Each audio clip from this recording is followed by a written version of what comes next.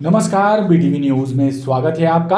आइए खबरों की शुरुआत करते हैं इस खबर के साथ। भाजपा में टिकट वितरण के बाद शुरू हुआ विरोध और कार्यकर्ताओं का असंतोष थम नहीं रहा। केंद्रीय गृह मंत्री अमित शाह के आगमन और बैठक के बाद कुछ हद तक स्थिति में बदलाव की उम्मीद थी, लेकिन जबलपुर भाजपा महानगर अध्यक्ष पद से पूर्व महापौर प्रभात साहू द्वारा इस्तीफा दिए जाने की घोषणा से एक बार फिर भाजपा नेतृत्व सवालों के घेरे में है। दूसरी तरफ उत्तर मध्य विधानसभा क्षेत्र से नगर निगम के नेता प्रतिपक्ष कमलेश अग्रवाल द्वारा नामांकन फॉर्म जमा करने की घोषणा से भी पार्टी के भीतर हलचलें बढ़ गई हैं। जबलपुर की उत्तर मध्य विधानसभा सीट पर भाजपा प्रत्याशी का नाम घोषित होने के बाद शुरू हुआ कार्यकर्ताओं का विरोध और असंतोष अब भी थमा नहीं है। उत्तर मध्य विधानसभा सीट से भाजपा ने अभिलाष पांडे को प्रत्याशी बनाकर चुनाव मैदान में उतारा, तो उसके ठीक बाद ही भाजपा के जबलपुर स्थित संभागीय कार्यालय में टिकट वितरण से असंतुष्ट भाजपा कार्यकर्ताओं ने विरोध की हदें पार कर दी। भाजपा के प्रदेश प्रभारी केंद्रीय मंत्री भूपेंद्र यादव और पार्टी के दिग्गज नेताओं के सामने जमकर विरोध प्रदर्शन किया गया। इतना ही नहीं, कुछ कार्यकर्ताओं ने तो केंद्रीय मंत्री भूपेंद्र यादव के गनमैन से मारपीट की, जिसके बाद 4 कार्यकर्ताओं के विरुद्ध एफआईआर भी दर्ज हुई। टिकट वितरण के बाद पार्टी कार्यकर्ताओं में उभरे विरोध के स्वरों को देखते हुए शनिवार को भाजपा के शीर्ष नेता और केंद्रीय गृह मंत्री अमित शाह डैमेज कंट्रोल करने, बागियों को समझाने और महाकौशल की 38 विधानसभा सीटों को जीतने कार्यकर्ताओं को जीत का मंत्र देने जबलपुर आए। भाजपा संभागीय कार्यालय में न सिर्फ बैठकें की, बल्कि पार्टी से नाराज असंतुष्ट कार्यकर्ताओं और पार्टी नेताओं से चर्चा कर उन्हें समझाइश दी। लेकिन केंद्रीय गृह मंत्री अमित शाह की समझाइश के एक दिन बाद ही जबलपुर में घटनाक्रम तेजी से बदला। पूर्व महापौर प्रभात साहू ने भाजपा महानगर अध्यक्ष के पद से इस्तीफा दे दिया। उन्होंने पार्टी में उनकी उपेक्षा होने का दर्द बयां किया। 21 तारीख को जो घटना हुई उसने तो पार्टी को बहुत डैमेज किया ना। आखिर पार्टी की जो एक अनुशासन की छवि थी, पार्टी ये मानी जाती थी कि दीनदयाल जी के आदर्शों पर चलने वाली भारतीय जनता पार्टी है, तो क्या उस पूरे घटनाक्रम से भारतीय जनता पार्टी को और भारतीय जनता पार्टी के चेहरे को दाग नहीं लगा? क्या नुकसान नहीं हुआ?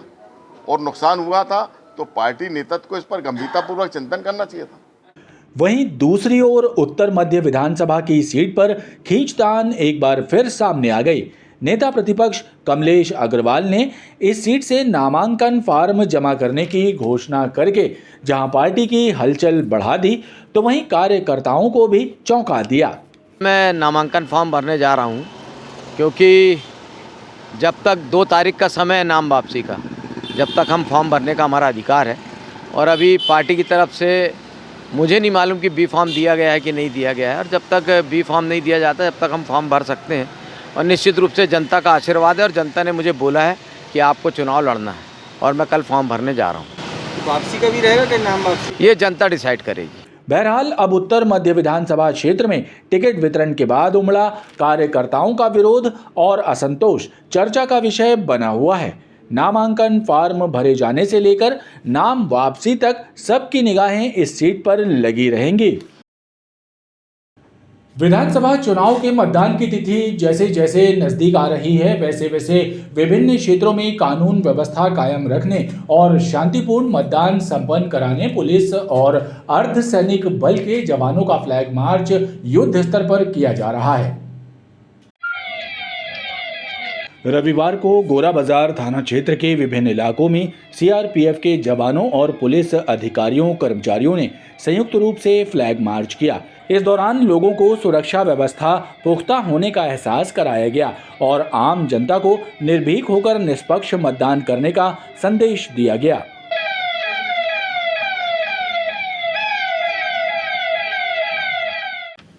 पति की दीर्घायु के लिए कार्तिक मास में मनाए जाने वाला करवा चौथ व्रत के लिए शहर का कुम्हार समुदाय मिट्टी के करवा बनाने में जुटा हुआ है। लोगों की डिमांड के अनुसार कुम्हार सुंदर और आकर्षक करवे का निर्माण कर रहे हैं, जिसकी कीमत 30 रुपए से लेकर 50 रुपए तक है। पति की दीर्घायु के लिए मनाया जाने वाला करवा चौथ का त्यौहार आने में चंद दिन शेष हैं। इस त्यौहार पर मिट्टी के करवों का विशेष महत्व है, लिहाजा कुम्हार समुदाय मिट्टी के करवे बनाने में जुटे हुए हैं। लोगों की मांग के अनुसार कुम्हार लाल, पीले, सुनहरे और गोल्डन रंग के सुंदर और आकर्षक करवे बना रहे हैं। कुम्हारों का कहना है कि पिछले वर्ष के मुकाबले इस वर्ष मिट्टी के करवों की मांग अधिक है।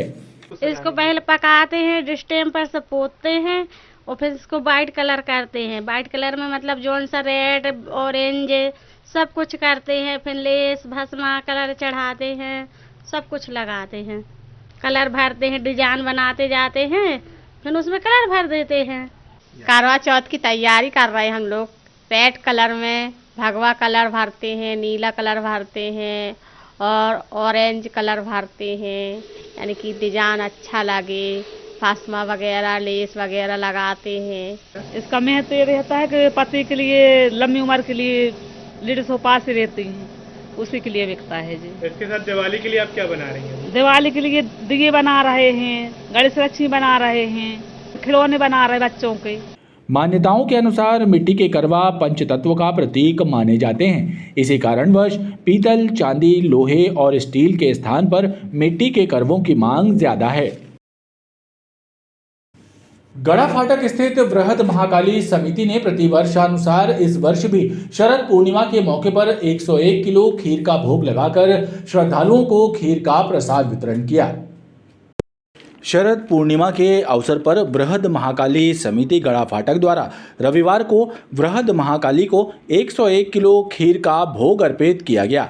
इसके पश्चात श्रद्धालुओं को खीर का वितरण किया गया। समिति के पदाधिकारियों ने बताया कि समिति प्रतिवर्ष बड़ी महाकाली की प्रतिमा की स्थापना कर 9 दिनों तक उनकी सेवा और पूजन अर्चन करती है और प्रतिवर्ष शरद पूर्णिमा के मौके पर खीर के प्रसाद का वितरण किया जाता है। विगत 124 वर्ष से माता रानी को 9 दिन के लिए दर्शन के लिए रखी जाती है। उसके बाद शरद पूर्णिमा को अपने प्रतिवर्ष अनुसार इस वर्ष भी करीब 101 किलो की खीर बांटी जा रही है, जिसमें अभी तक के ऐसा हमारा अनुमान है कि 1200 आदमी प्रसाद ग्रहण कर चुका है। बड़ी महाकाली का प्रसाद ग्रहण करने के लिए इस दौरान श्रद्धालुओं का तांता लगा रहा।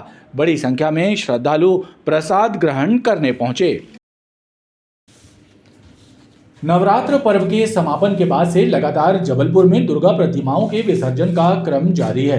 रविवार को टेलीग्राफ गेट नंबर 4 में विराजी मां दुर्गा की 51 फुट ऊंची प्रतिमा का श्रद्धालुओं ने पूरे भक्तिभाव के साथ विसर्जन किया।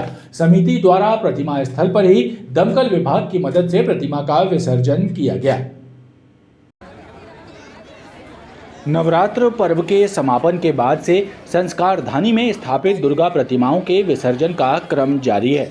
रविवार को रानीताल टेलीग्राफ गेट नंबर 4 में विराजी 51 फुट ऊंची मां दुर्गा की प्रतिमा का विधि विधान से विसर्जन किया गया। प्रतिमा स्थल पर ही समिति और प्रशासन ने मां दुर्गा की प्रतिमा के विसर्जन की व्यवस्था की और श्रद्धालुओं की उपस्थिति में दमकल विभाग की मदद से प्रतिमा का विसर्जन किया गया। विसर्जन का जो प्रसारण देख रहे हैं और क्या दूर रहे। समिति के अध्यक्ष प्रमेंद्र चौहान ने बताया कि विसर्जन के लिए प्रतिमा स्थल पर श्रद्धालु भी मौजूद हुए, जिन्होंने माता के चरणों में जल अर्पित किया और दमकल विभाग के नए फायर वाहन की मदद से प्रतिमा विसर्जन का कार्य किया गया।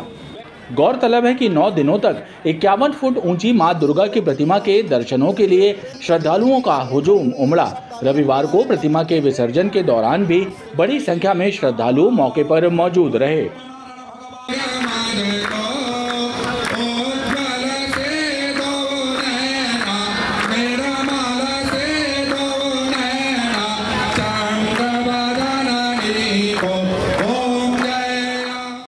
स्मार्ट सिटी के तहत कटंगा से ग्वारीघाट तक बना 5.5 किलोमीटर लंबा साइकिल ट्रैक पार्किंग स्थल में तब्दील हो गया है। कदम कदम पर 4 पहिया वाहनों की पार्किंग और हाथ ठेलों के कब्जों के कारण साइकिल चालक और पैदल राहगीर सड़क पर चलने को मजबूर हैं। स्मार्ट सिटी के तहत लोगों की सुविधा के लिए बना साइकिल ट्रैक अवैध पार्किंग स्थल में तब्दील हो गया है। 2.5 मीटर चौड़े इस ट्रैक पर साइकिल चालकों के स्थान पर 4 पहिया वाहन ही नजर आ रहे हैं। आलम यह है कि साइकिल चालक तो दूर, पैदल राहगीर भी इस ट्रैक का इस्तेमाल करने से कतरा रहे हैं। लोगों का कहना है कि ट्रैक बनाने के बाद प्रशासन ने ना ही इसका निरीक्षण किया और ना ही ट्रैक की मरम्मत करवाई। साइकिल तो नहीं चल रही, बस इसमें जगह जगह गड्ढे हो गए हैं और सरकार का पैसा लोगों ने अतिक्रमण कर रहा है और कार पार्किंग की बना ली गई है। प्रशासन को कर्मठता के साथ इस साइकिल ट्रैक की मरम्मत कर इसे अवैध पार्किंग से मुक्त कराने के लिए कोई ठोस कदम उठाने चाहिए, ताकि एक बार फिर इस ट्रैक पर वाहनों के स्थान पर साइकिलें दौड़ सकें। विधानसभा चुनाव के मद्देनजर जिले की सीमाओं पर भी पुलिस और प्रशासन ने चौकसी बढ़ा दी है।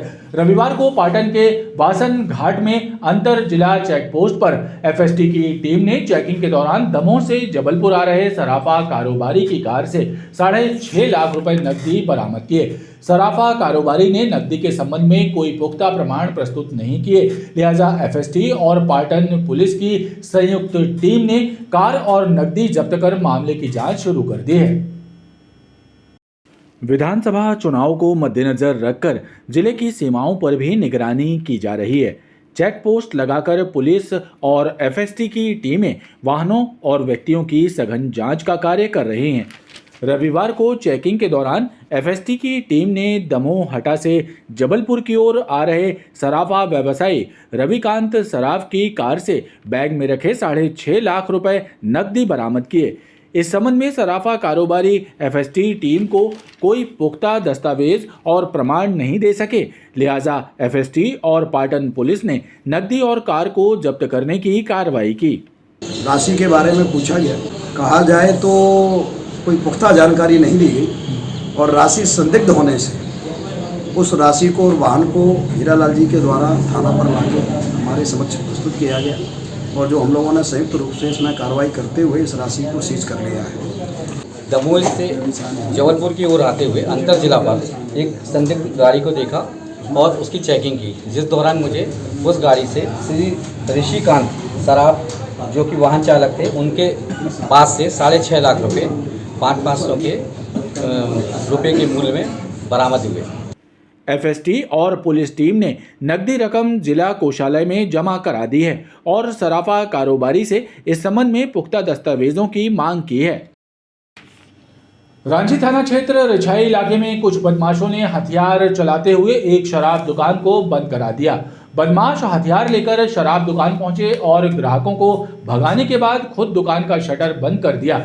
इस वारदात के वीडियो सोशल मीडिया पर वायरल हुए हैं। पुलिस ने मामले में एक बदमाश और उसके साथियों के विरुद्ध प्रकरण दर्ज कर जांच शुरू कर दी है। विधानसभा चुनाव देखते हुए पुलिस गुंडों और बदमाशों पर सख्त कार्रवाई करने का दावा कर रही है, लेकिन मैदानी हकीकत कुछ और ही है। रांची थाना क्षेत्र रिछाई इलाके में स्थित एक शराब दुकान को कुछ बदमाशों ने हथियार की दम पर बंद करा दिया। ये घटना सीसीटीवी कैमरे में कैद हुई है और घटना के वीडियो सोशल मीडिया पर वायरल हो रहे हैं। इस मामले में पुलिस ने आशु रजक सहित अन्य लोगों के विरुद्ध विभिन्न धाराओं के तहत प्रकरण दर्ज किया है, लेकिन आरोपी पुलिस की गिरफ्त से बाहर है। वीडियो वायरल हुआ था जिसमें सौरभ पटेल की रिपोर्ट पर आशु रजक व अन्य लोगों के विरुद्ध धारा 327 के तहत प्रकरण पंजीबद्ध कर विवेचना में लिया गया है। इसमें वैधानिक कार्रवाई की जा रही है। अभी तक आरोपियों की गिरफ्तारी अभी आरोपी को अभिरक्षा में नहीं लिया गया है। उनकी तलाश पतासाजी कर रहे हैं, उनके ऊपर प्रभावी कार्रवाई की जाएगी। खास बात यह है कि विधानसभा चुनाव की आदर्श आचार संहिता लागू है। ऐसे में बदमाशों द्वारा खुलेआम हथियार लेकर घूमना और फिर वारदात को अंजाम देना कहीं न कहीं पुलिस की सतर्कता और कार्रवाई पर प्रश्न चिन्ह लगा रहा है। खबरों का ये क्रम लगातार जारी है। आप देखते रहिए BTV न्यूज़।